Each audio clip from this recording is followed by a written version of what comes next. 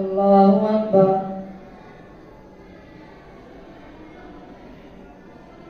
الحمد لله رب العالمين الرحمن الرحيم مالك يوم الدين إياك نعبد وإياك نستعين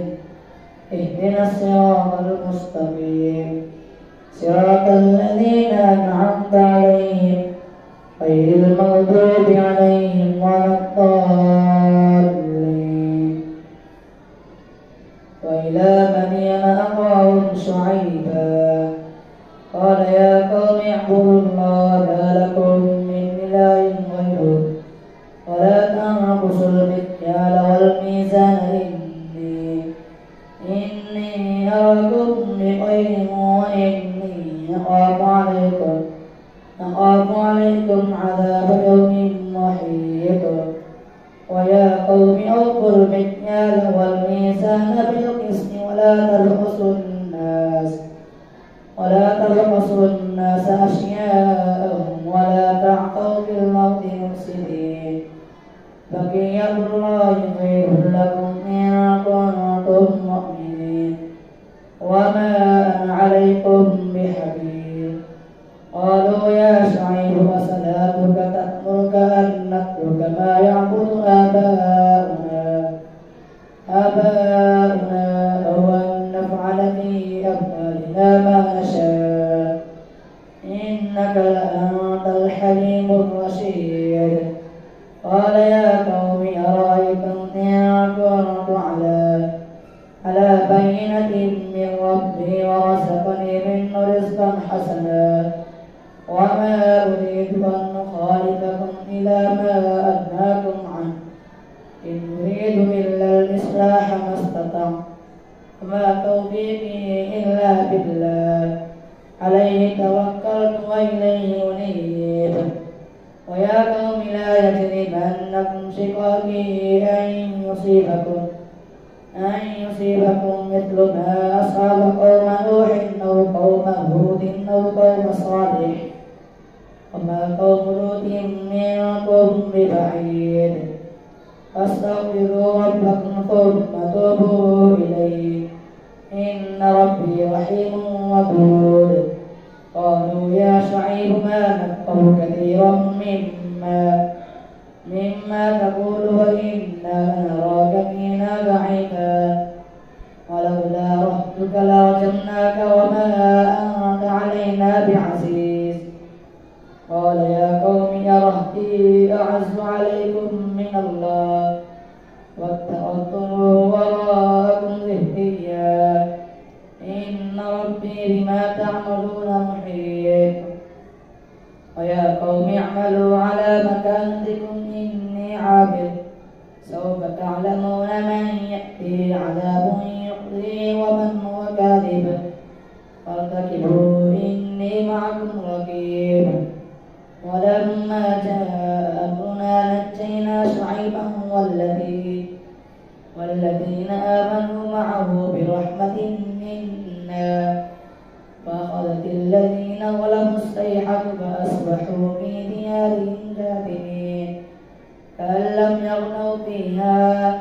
ألا بعدا لمدين كما بعدت ثمود. ولقد أرسلنا موسى بآياتنا وسلطان مبين إلى فرعون وملئه فاتبعوا أمر فرعون وما أمر فرعون برشيد. يقتل قومه يوم القيامة فأوردهم النار بئس الرزق المورود. فأتبعوا في هذه لعنة ويوم القيامة بئس الرزق المرفود. ذلك من أنباء القرى نقصه عليك منا قائم وحصيد. وما ظلمناهم ولكن ظلموا أنفسهم فما أغنت عنهم آلهتهم التي يدعون من دون الله من شيء لما جاء أمر ربك وما زادوهم غير تتبيب. وكذلك أخذ ربك إذا أخذ القرى وهي ظالمة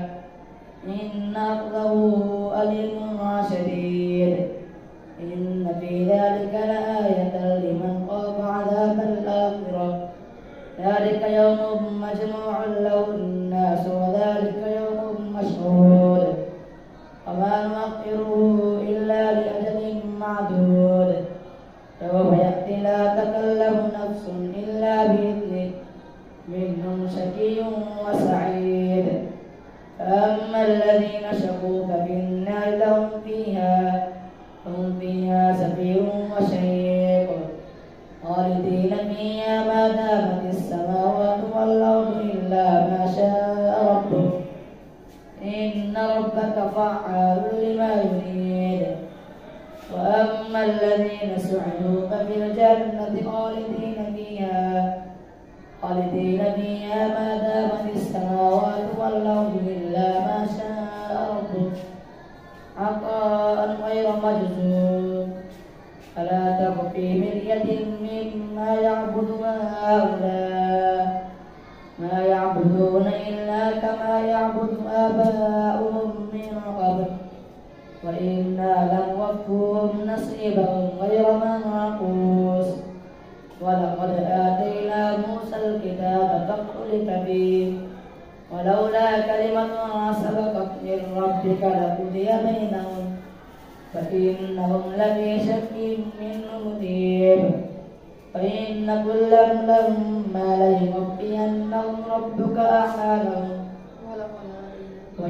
كلا لما ليوفينهم ربك أعمالهم إنه بما يعملون خبير فاستقم كما أمرت ومن تاب معك ولا تطغوا إنه بما تعملون بصير ولا تركنوا إلى الذين ظلموا فتمسكوا النار وما لكم من دون الله من أولياء ثم لا تنصرون وأقم الصلاة طرفي النهار وزلفا من الليل إن الحسنات يذهبن السيئات ذلك ذكرى للذاكرين واصبر فإن الله لا يضيع أجر المحسنين ولولا كان من القرون من قبلكم أولو بقية ينهون عن الفساد في الأرض إلا قليلا ممن أنجينا منهم واتبع الذين ظلموا ما أترفوا فيه وكانوا مجرمين وما كان ربك ليهلك القرى بظلم وأهلها مصلحون ولو شاء ربك لجعل الناس أمة واحدة ولا يزالون مختلفين إلا من رحم ربك ولذلك خلقهم وتمت كلمة ربك لأملأن جهنم من الجنة والناس أجمعين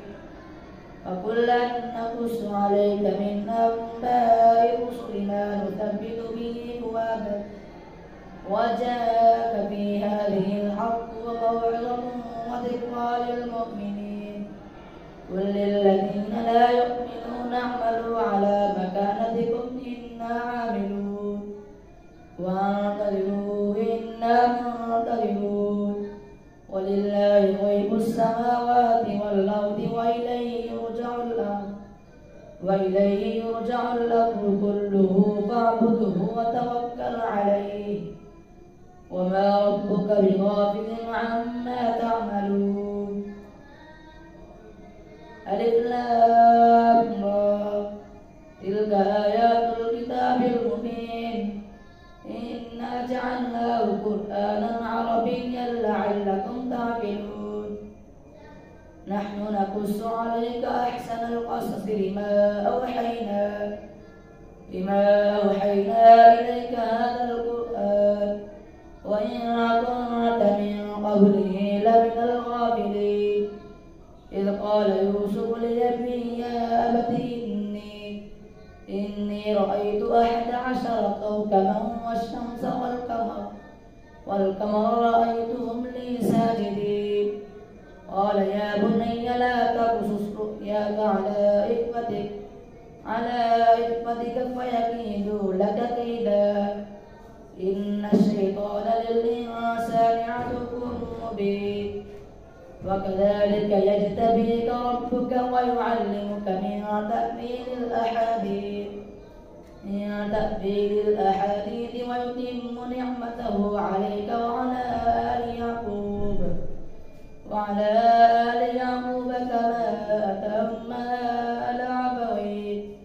كما أتمها على أبويك من قبل إبراهيم وإسحاق إن ربك عليم حكيم. لقد كان في يوسف وإخوته آيات للسائلين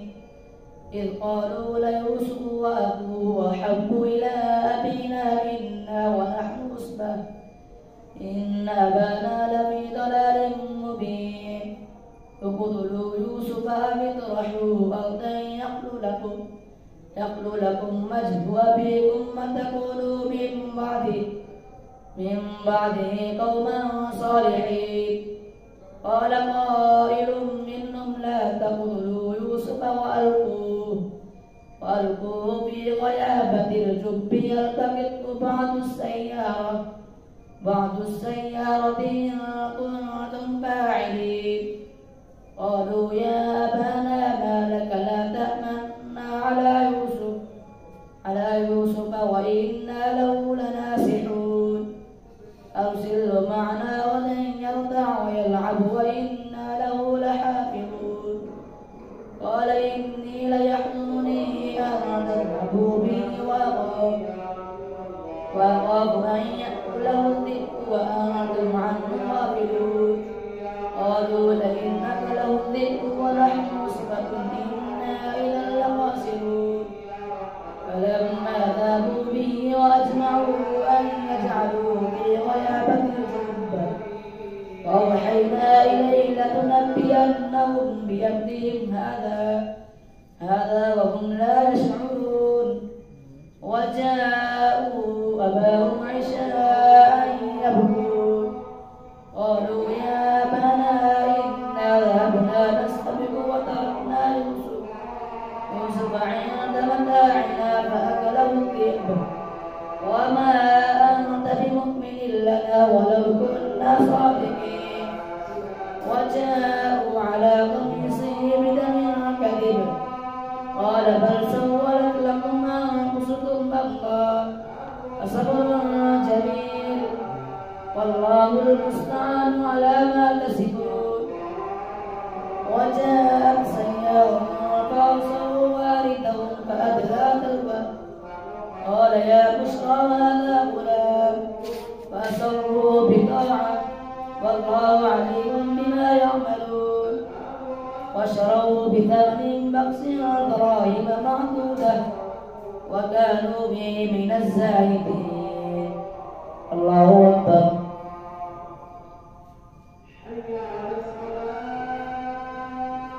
سمع الله لمن حمده. الله أكبر. الله أكبر. الله أكبر. الله أكبر. الحمد لله رب العالمين الرحمن الرحيم مالك يوم الدين إياك نعبد وإياك نستعين اهدنا الصراط المستقيم صراط الذين أنعمت عليهم غير المغضوب عليهم ولا الضالين. وقال الذي اشتراه من مصر لامرأته يكتمي مثواه عسى أن ينفعنا أو نتخذه ولدا. وكذلك مكنا ليوسف في الأرض ولنعلمه من تأويل الأحاديث والله غالب على أمره ولكن أكثر الناس لا يعلمون. ولما بلغ أشده آتيناه حكما وعلما وكذلك نجزي المحسنين. وراودته التي هو في بيتها عن نفسه وغلقت الأبواب وقالت هيت لك إنه ربي أحسن مثواي إنه لا يفلح الظالمون ولقد همت به وهم بها لولا أن رأى برهان ربه كذلك لنصرف عنه السوء والفحشاء إنه من عبادنا المخلصين واستبق الباب وقدت قميصه من دبر وألفيا سيدها لدى الباب قالت ما جزاء من أراد بأهلك سوءا إلا أن يسجن أو عذاب أليم قال هي راودتني عن نفسي وشهد شاهد من أهلها إن كان قميصه قد من قبل فصدقت وهو من الكاذبين وإن كان قميصه قد من دبر فكذبت وهو من الصادقين فلما رأى قميصه قد من دبر قال إنه من كيدكن إن كيدكن عظيم يوسف أعرض عن هذا واستغفري لذنبك إنك كنت من القادرين وقال نسوة في المدينة امرأة العزيز تراود فتاها عن نفسه قد شغفها حبا إنا لنراها في ضلال مبين فلما سمعت بمكرهن أرسلت إليهن وأعتدت لهن متكئا وآتت كل واحدة منهن سكينا وقالت اخرج عليهن فلما رأينه أكبرنه وقطعن أيديهن وقلن حاش لله ما هذا بشرا إن هذا إلا ملك كريم قالت فذلكن الذي لمتنني فيه ولقد راودته عن نفسه فاستعصم ولئن لم يفعل ما آمره ليسجنن وليكونن من الصاغرين قال رب السجن أحب إلي مما يدعونني إليه وإلا تصرف عني كيدهن أصب إليهن وأكن من الجاهلين فاستجاب له ربه فصرف عنه كيدهن إنه هو السميع العليم ثم بدا لهم من بعد ما رأوا الآيات ليسجننه حتى حين ودخل معه السجن فتيان قال أحدهما إني يراني أعصر خمرا فقال الآخر إني يراني يحمل فوق رأسي خبزا تأكل الطير من رأسه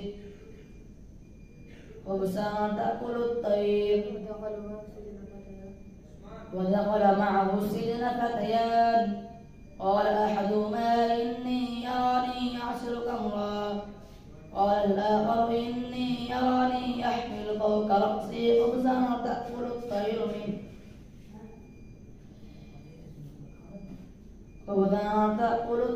من رأسه ودخل معه السجن فتيان قال أحدهما إني يراني أعصر خمرا فقال الآخر إني يراني يحمل فوق رأسي خبزا تأكل الطير من رأسي نبئنا بتأويله إنا نراك من المحسنين قال لا يأتيكما طعام ترزقانه إلا نبأتكما بتأويله قبل أن يأتيكما ذلكما مما علمني ربي إني تركت ملة قوم لا يؤمنون بالله وهم بالآخرة هم كافرون واتبعت ملة آبائي إبراهيم وإسحاق ويعقوب ما كان لنا أن نشرك بالله من شيء ذلك من فضل الله علينا وعلى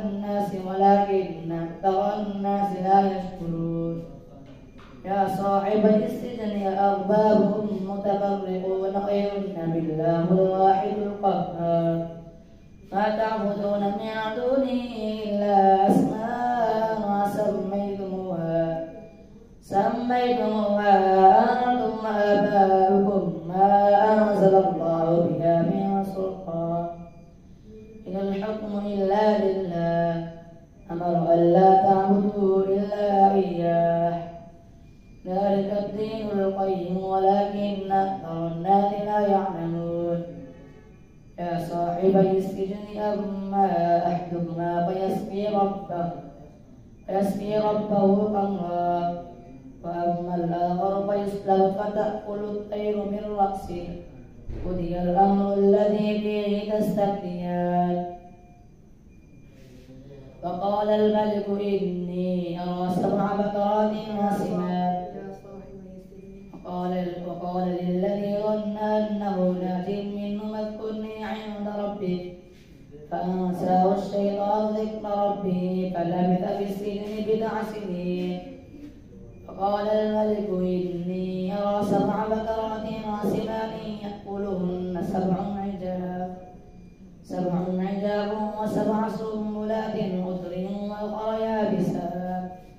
يا أيها الملأ فافتوني في رؤياي إن كنتم للرؤيا تعبرون قالوا أضغاث أحلام ما نحن بتأويل الأحلام بعالمين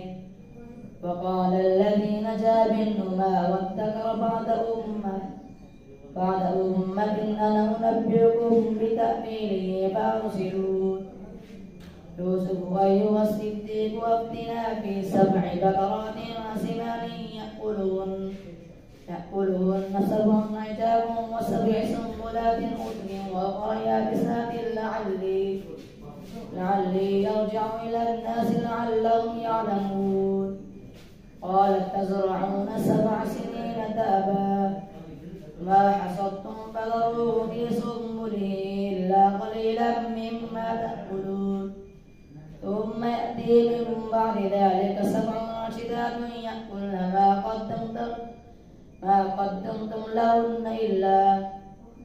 قدمتم لهن إلا قليلا مما تحسنون ثم يأتي من بعد ذلك عام فيه يغاث الناس وفيه يعصرون فقال الملك ائتوني به فلما جاءه الرسول قال ارجع إلى ربك فاسأله ما بال النسوة اللاتي قطعن أيديهن إن ربي بكيدهن عليم قال ما قصدكن إذ راوتن يوسف عن نفسه قلنا حاش لله ما علمنا عليه من سوء قالت امرأة العزيز الآن حسحس الحق أنا راغبته عن نفسه وإنه لمن الصادقين ذلك ليعلم أني لم أخن بالغيب وأن الله لا يهدي كيد الخائنين الله أكبر.